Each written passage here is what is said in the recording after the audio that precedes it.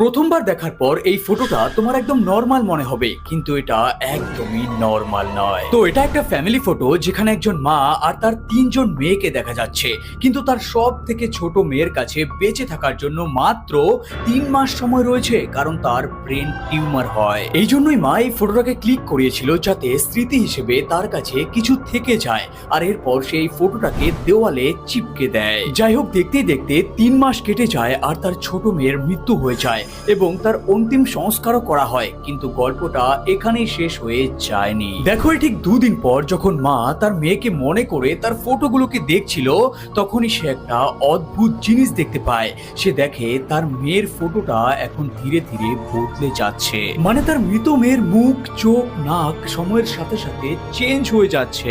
এরপর যখন এই বিষয়ে কথা বলার জন্য সে ওই ফটোগ্রাফারের কাছে যায়, তখন তার কাছেও এর কোনো জবাব ছিল না। তাই শেষমেশ সে একজন সাইকোলজিস্ট